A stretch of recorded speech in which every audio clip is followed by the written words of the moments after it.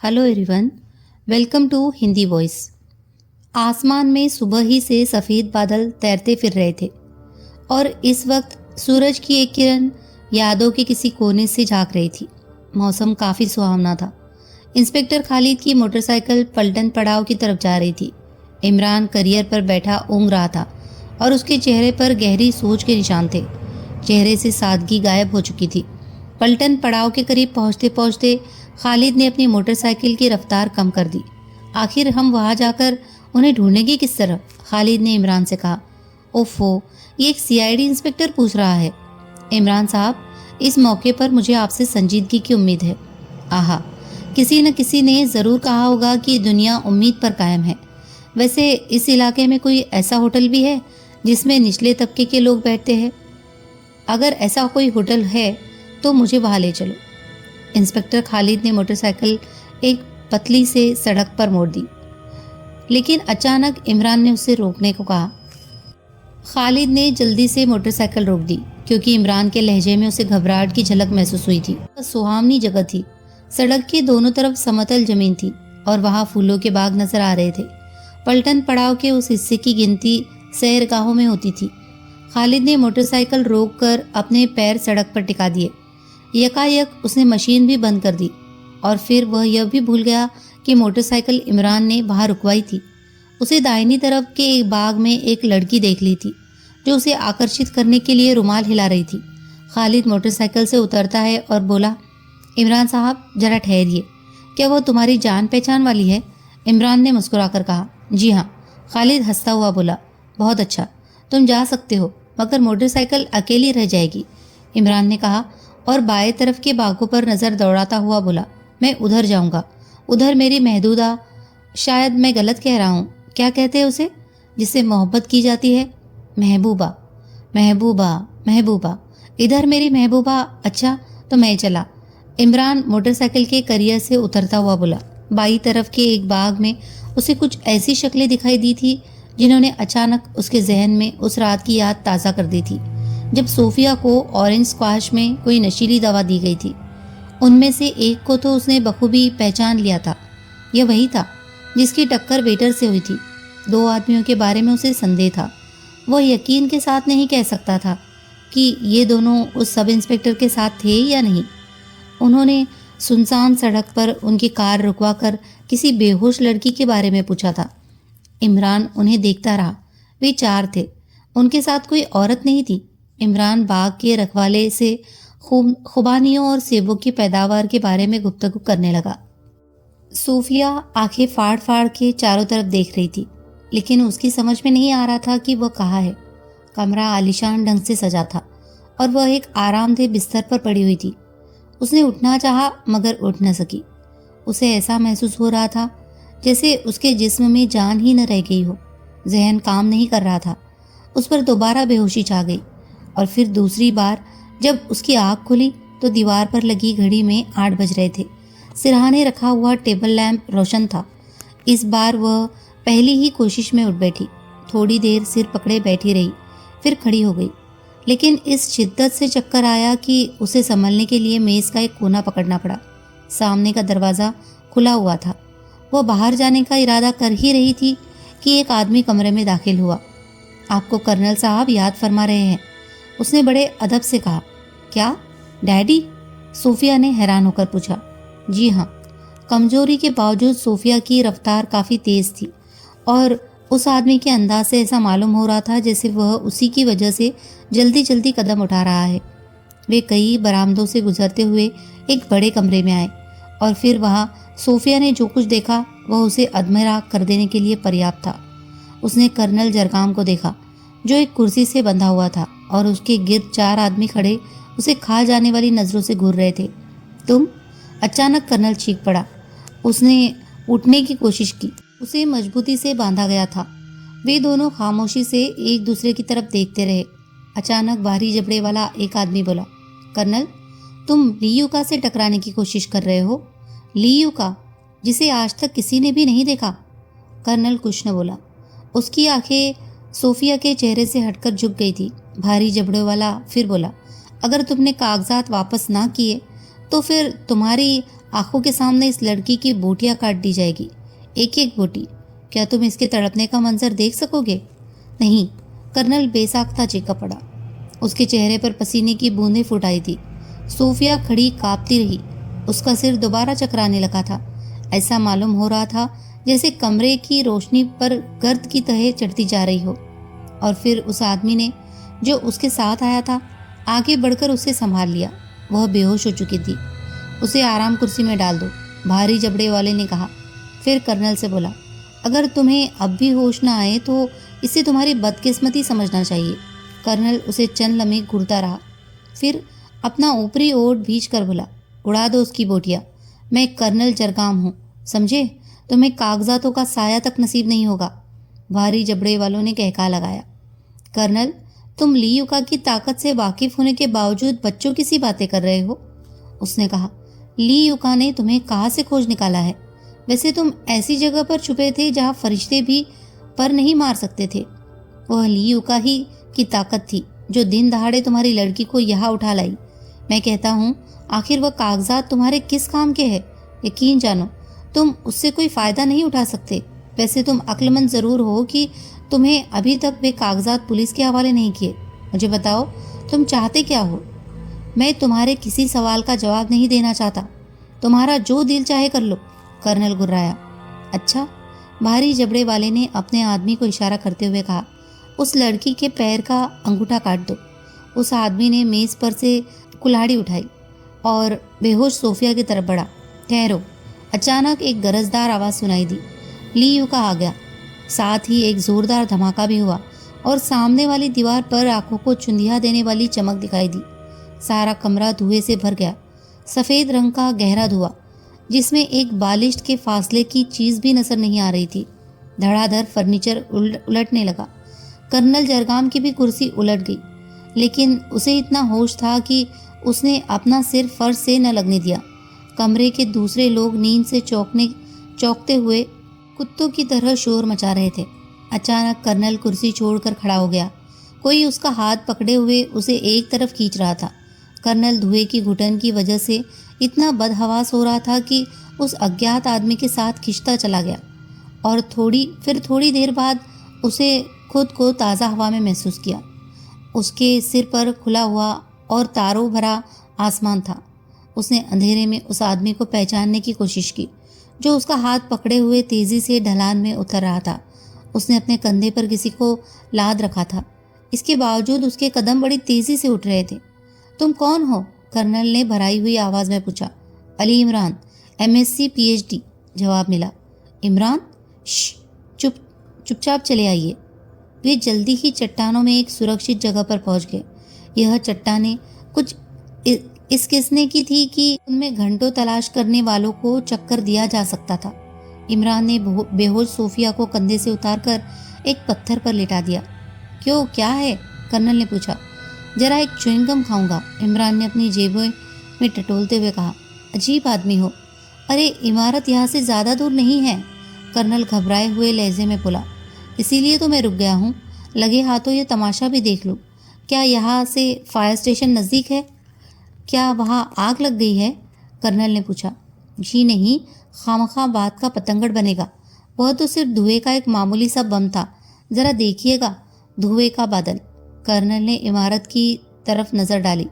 उसके ऊपर के हिस्से पर धुएं का घना बादल मंडरा रहा था। क्या वह बम तुमने? अरे तौबा, लाहौल बिला, इमरान अपना मुंह पीटता हुआ बोला। मैं तो उसे टूथपेस्ट का ट्यूब समझे हुए था, मगर मुझे उन बेचारों पर तरस आता है क्योंकि इमारत से बाहर निकलने के सारे रास्ते बंद हैं। मैंने पिछली रात को सपना देखा था कि कयामत करीब, ऐसा ज़रूर होगा, वगैरह वगैरह। इमरान, खुदा की कसम तुम हीरे हो, कर्नल दबे हुए जोश के साथ बोला। ओह, ऐसा ना कहिए, वरना कस्टम वाले ड्यूटी वसूल कर लेंगे, इमरान ने कहा। लेकिन आप यहाँ कैसे आ बसे? मैं ऐसी जगह छुपा था इमरान कि वहाँ परिंदा भी पर नहीं मार सकता था, लेकिन उन्होंने मुझे प्लेग के चूहे की तरह बाहर निकाला। गैस? इमरान ने कहा। हाँ, मैं एक गुफा में था। उन्होंने बाहर से गैस डालकर मुझे निकालने पर मजबूर कर दिया। लेकिन सोफिया यहाँ कैसे पहुँची? ठहरिए, इमरान हाथ उठाकर बोला और शायद दूर की कोई आवाज़ सुनने लगा। फिर उसने जल्दी से कहा, इस बारे में फिर कभी बताऊंगा। उठिए, गाड़ियां आ रही है। उसने फिर सोफिया को उठाना चाहा, लेकिन कर्नल ने रोक दिया। वह गोद में उठाकर इमरान के पीछे चलने लगा। उतराई बहुत तेज थी, लेकिन फिर भी वह संभल संभल कर नीचे उतरते रहे थे। फिर उन्हें पतली सी बल खाती हुई सड़क नजर आई। तारों की छाव में सड़क साफ दिखाई दे रही थी।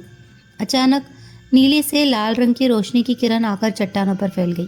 कर्नल के मुंह से अजीब सी आवाज निकली। ओह, फिक्र न कीजिए, पुलिस है। इमरान ने कहा कि जल्दी ही 5-6 आदमी उनकी मदद के लिए ऊपर चढ़ाए। उनमें इंस्पेक्टर खालिद भी था। उस इमारत में तो आग लग गई है, उसने इमरान से कहा। उन लोगों को भिजवाने का इंतजाम करो, इमरान बोला, और तुम मेरे साथ आओ। सिर्फ 10 आदमी काफ़ी होंगे। फिर उसने कर्नल से कहा, आप बहुत कमज़ोर हो गए हैं, इसीलिए इस वक्त पुलिस को कोई बयान न दीजिएगा। क्या मतलब? खालिद भन्ना कर बोला। कुछ नहीं प्यारे, तुम मेरे साथ हो, आदमियों को भी लाओ। सब भाई मौजूद है, खालिद बोला। कर्नल और सोफिया नीचे पहुंचाया जा चुके थे।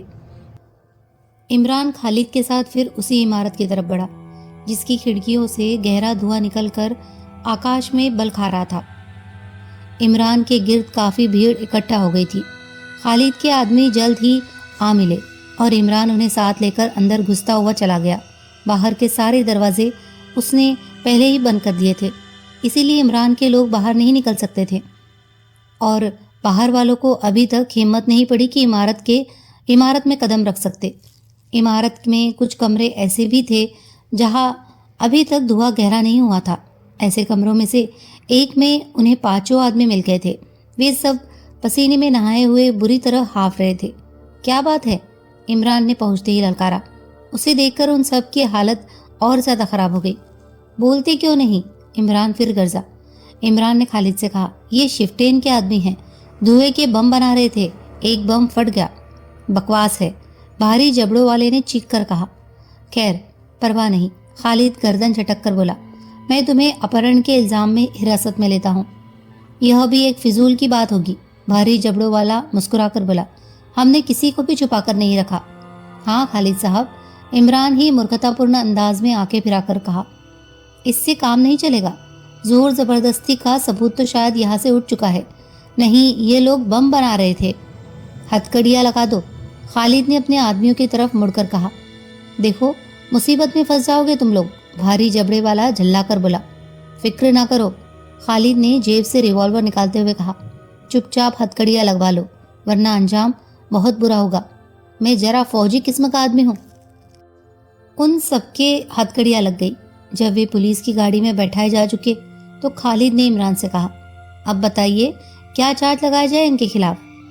बम साजी। आसपास के लोगों ने धमाका जरूर सुना होगा। 10-12 शेर गंदक और 2-1 हजार तेजाब के इमारत से बरामद कर लो, समझे? बस इतना ही काफ़ी है। और वो शिफ्टेन वाला मामला? खालिद ने पूछा। फिलहाल तुम्हारे फरिश्ते भी उसके लिए सबूत जुटा नहीं सकते। अच्छा, मैं चला। कम से कम उनकी जमानत तो होने नहीं देना चाह। दूसरी सुबह कर्नल जरगाम की कोठी के कंपाउंड में गुप्तचर विभाग के डीएस की कार खड़ी हुई थी। वह अंदर कर्नल का बयान ले रहा था। इमरान ने रात ही कर्नल को अच्छी तरह पक्का कर लिया था। इस वक्त कर्नल ने वही सब कुछ दोहराया था जो उसे इमरान ने बताया था। उसने डीएस को बताया था कि उसे भी शिफ्टेन का खत मिला था और वह उसी के खौफ से उड़नचू हो गया था। फिर उसने डीएस के सवाल का जवाब देते हुए बताया था कि वह इससे पहले भी एक बार शिफ्टेन का शिकार हो चुका है। उस मौके पर उसे 50,000 से हाथ धोने पड़े थे, लेकिन उसे आज तक यह न मालूम हो सका कि शिफ्टेन किसी एक आदमी का नाम है या किसी गिरोह का। बहरहाल कर्नल ने लीयुका और उसके मामले की हवा भी नहीं लगने दी। पिछली रात की घटना के बारे में उसने बयान दिया कि शिफ्टेन के आदमी उस पर और उसकी लड़की पर हमला करके 1 लाख की मांग कर रहे थे कि अचानक इमारत में एक धमाका हुआ। शिफ्टेन के आदमी बदहवास हुए। इस तरह उन्हें निकल आने का मौका मिल गया। चूंकि उसका सेक्रेटरी इमरान पहले ही से सूफिया की तलाश में उधर के चक्कर काट रहा था, इसीलिए उसने फौरन ही उनकी मदद की। पता नहीं डीएस उस बयान से मुतमईन भी हुआ या नहीं। बहरहाल फिर वह ज़्यादा देर तक वहाँ नहीं ठहरा। सूफिया अभी तक खौफजदा थी। उसने इमरान से पूछा, इमरान साहब, अब क्या होगा? अब नाच गाना सभी कुछ होगा, तुम बिल्कुल फिक्र न करो, इमरान ने कहा। क्या आपने सचमुच बम फेंका था? अरे तौबा तौबा, इमरान अपना मुंह पीट कर बोला, ऐसी बातें जुबान से न निकालिए वरना मेरी मम्मी मुझे घर से निकाल देगी। सोफिया फिर कुछ कहने वाली थी कि कर्नल ने अपने कमरे से इमरान को आवाज़ दी। इमरान सोफिया को वहीं छोड़कर कर्नल के कमरे में चला गया। कर्नल अकेला था। उसने इमरान के दाखिल होते ही कमरे का दरवाज़ा बंद कर दिया। इधर देखो, कर्नल ने मेज़ की तरफ इशारा किया जिस पर एक बड़ा सा खंजर पड़ा हुआ था। गालिबन ली युका की तरफ से धमकी। इमरान मुस्कुराकर बोला, खुदा की कसम तुम बड़े ज़हीन हो। कर्नल ने उसके कंधे पर हाथ रखकर कांपती हुई आवाज़ में कहा, हाँ, ली युका की तरफ से एक खुला खत और ये खंजर। इस कमरे में मुझे हैरत है कि उन्हें कौन लाया। इमरान ने आगे बढ़कर खत मेज से उठा लिया। खत के मजमून के नीचे ली युका लिखा था। इमरान ऊंची आवाज़ में खत पढ़ने लगा। कर्नल जरगाम, तुम्हें सिर्फ एक मौका और दिया जाता है, अब भी सोच लो, वरना तुम्हारा एक भतीजा कल शाम तक कत्ल कर दिया जाएगा। तुम उसे चाहे कहीं छुपा दो, इस पर भी तुम्हें होश न आया तो फिर अपनी लड़की की लाश देखोगे। अगर तुम कागजात वापस करने पर तैयार हो तो आज शाम को 5 बजे एक गैस भरा हुआ सुर्ख रंग का गुब्बारा अपनी कोठी के कंपाउंड से उड़ा देना। खत खत्म करके इमरान कर्नल की तरफ देखने लगा। कर्नल डिक्सन मुझसे यही वाक्य सुनना चाहता है, कर्नल ने कहा। उसे शिफ्टेन वाली दास्तान पर यकीन नहीं आया। समझ में नहीं आता कि शिफ्टेन कौन है और कहाँ से आ टपका। शिफ्टेन? इमरान मुस्कुराकर बोला, कुछ भी नहीं है। उसे ली युका की सिर्फ एक मामूली सी चाल कह लीजिए। उसने ये हरकत सिर्फ इसलिए की है कि आप पुलिस की मदद हासिल कर सके। जरा इस तरह सोचिए, शहर के सारे खाते पीते लोग पुलिस से किसी शिफ्टेन की शिकायत करते हैं। अचानक आप भी पुलिस से मदद मांगते हैं और आप ली युका की दास्तान सुनाते हैं। नतीजा जाहिर है कि पुलिस शिफ्टेन और ली युका दोनों को बकवास समझेगी। उससे आप मदद के बजाय यही जवाब पाएंगे कि शहर के किसी सिरफिरे आदमी ने लोगों को परेशान करने के लिए सारा ढोंग रचाया है। क्यों, क्या मैं गलत कह रहा हूँ? तुम ठीक कह रहे हो, कर्नल कुछ सोचता हुआ बोला, मगर अब मेरी अक्ल जवाब दे रही है। समझ में नहीं आता कि डिक्सन से क्या कहूँ। हम दोनों कई साल तक हम निवाला और हम प्याला रहे हैं। हमारे बीच में कभी कोई राज नहीं रहा। मेरा ख्याल है कि आप सब कुछ उसे बता दीजिए और हम सब एक जगह पर बैठकर आराम से मशवरा करें। घर भर को इकट्ठा कर लीजिए। इससे क्या होगा? हो सकता है कि उनमें से कोई एक सही तदबीर सोच सके। फिर सोचता हूँ कि क्यों ना वे कागजात पुलिस के हवाले कर दूँ। कर्नल अपनी परेशानी रगड़ता हुआ बोला, इस सूरत में आप ली युका के इंतकाम से न बच सकेंगे। यही सोच कर तो रह जाता हूँ, कर्नल ने कहा। लेकिन इमरान बेटे, यकीन है कि कागजात वापस कर देने के बाद भी मैं न बच सकूंगा। न सिर्फ आप, इमरान कुछ सोचता हुआ बोला, बल्कि वे लोग भी खतरे में पड़ जाएंगे जो इस वक्त आपका साथ दे रहे हैं। फिर मैं क्या करूं? जो कुछ मैं कहूं वह कीजिएगा, इमरान ने पूछा। करूंगा, तो बस अब खामोश रहिएगा। मैं नौकरों के अलावा घर के सारे लोगों को इकट्ठा करके उनसे मशवरा करूंगा। वैसे अगर इस दौरान आप चाहे तो वह फिल्मी गीत गा सकते हैं। क्या बोलते हैं उसके? हाँ, दिल लेकर चले तो नहीं जाओगे, हो राजा जी, हो राजा जी। क्या बेहूदगी है, कर्नल ने झल्लाकर कहा, फिर यकायक हंसने लगा। उसी दिन 5 बजे शाम के गैस भरा गुब्बा कर्नल की कोठी के कंपाउंड से आकाश में उड़ रहा था। कंपाउंड में सभी लोग मौजूद थे और इमरान तालियां बजा बजा कर बच्चों की तरह हंस रहा था। कर्नल के मेहमानों ने उसकी इस हरकत को अच्छी नज़र से नहीं देखा क्योंकि उन सब के चेहरे उतरे हुए थे। कर्नल ने आज दोपहर को उन सब के सामने ली युका की दास्तान दोहरा दी थी। इस पर सबने यही राय दी थी कि उस खतरनाक आदमी के कागजात वापस कर दिया जाए। कर्नल डिक्सन पहले भी ली युका का नाम सुन चुका था। यूरोप वालों के लिए यह नाम नया नहीं था क्योंकि ली युका का कारोबार हर महाद्वीप में फैला था। यह तिजारत 100% गैर कानूनी थी, मगर फिर भी आज तक कोई ली युका पर हाथ नहीं डाल सका था। कर्नल डिक्सन और बारतोश ली युका का नाम सुनते ही सफ़ेद पड़ गए थे। रात के खाने के वक्त से पहले ही ली युका की तरफ से जवाब आ गया, बिल्कुल उसी रहस्यमय ढंग से जैसे सुबह वाला पैगाम मिला था। आरिफ ने दरवाजे की चौखट में एक खंजर गड़ा हुआ देखा। इसकी नोक कागज को छेदती हुई चौखट में घुस गई थी। कागज का यह टुकड़ा दरअसल ली युका का खत था जिसमें कर्नल को निर्देश दिया गया था कि वह दूसरे दिन ठीक 9 बजे उस कागजात को देवगढ़ी वाले मशहूर सियाह चट्टान के किसी कोने में खुद रख दे या किसी से रखवा ले। ली युका की तरफ से यह भी लिखा गया था कि अगर कर्नल को किसी किस्म का डर महसूस हो तो वह अपने साथ जितने आदमी भी लाना चाहे ला सकता है। अलबत्ता किसी तरह की चालाकी की सूरत में उसे किसी तरह भी माफ़ न किया जाएगा। खाने की मेज पर इस खत के सिलसिले में गर्मा गर्म बहस छिड़ गई। क्या लियू का भूत है? कर्नल डिक्सन की लड़की मार्था ने कहा। आखिर ये खत यहाँ कैसे आते हैं? इसका मतलब तो यह है कि लियू का कोई आदमी नहीं बल्कि रूह है। हाँ, इमरान सिर हिलाकर बोला। हो सकता है, यकीनन आया किसी अफीमची की रूह है जिसने रूहों की दुनिया में भी ड्रग्स की तस्करी शुरू कर दी है। एक तरकीब मेरे जहन में है, बारतोश ने कर्नल जरगाम से कहा, लेकिन बच्चों के सामने मैं उसका जिक्र जरूरी नहीं समझता। मिस्टर बारतोश, इमरान बोला, आप मुझे तो बच्चा नहीं समझते, तुम शैतान के भी दादा हो। बारतोश अनायास मुस्कुरा पड़ा। शुक्रिया, मेरे पोते मुझे हर हाल में याद रखते हैं, इमरान ने संजीदगी से कहा। कर्नल डिक्सन उसे घूरने लगा। वह अब भी इमरान को कर्नल जरगाम का प्राइवेट सेक्रेटरी समझता था, इसीलिए उसे एक छोटे आदमी का बारतोश जैसे सम्मानित मेहमान से बेतकल्लुफ होना बहुत बुरा लगा, लेकिन वह कुछ नहीं बोला। खाने के बाद सुफिया, मार्था, अनवर और आरिफ उठ गए। कर्नल जरगाम बड़ी बेचैनी से बारतोश के मशवरे का इंतजार कर रहा था। एक आर्टिस्ट हूँ, बारतोश ने ठहरे हुए लहजे में कहा। बजाहिर मुझसे इस किस्म की उम्मीद नहीं की जा सकती कि मैं किसी ऐसे उलझे हुए मामले में कोई मशवरा दे सकूंगा। मिस्टर बारतोश, कर्नल जरगाम बेसब्री से हाथ उठाकर बोले, तकल्लुफात किसी दूसरे मौके के लिए उठा रखिए। बारतोश चंद लम्हे सोचता रहा, फिर उसने कहा, लियूका का नाम मैंने बहुत सुना है और मुझे ये भी मालूम है कि वह इस किस्म की मुहिम में खुद भी हिस्सा लेता है। उसके बारे में अब तक मैंने जो कहानियां सुनी हैं, अगर वह सच्ची है तो फिर लियूका को इस वक्त सोनागिरी ही में मौजूद होना चाहिए।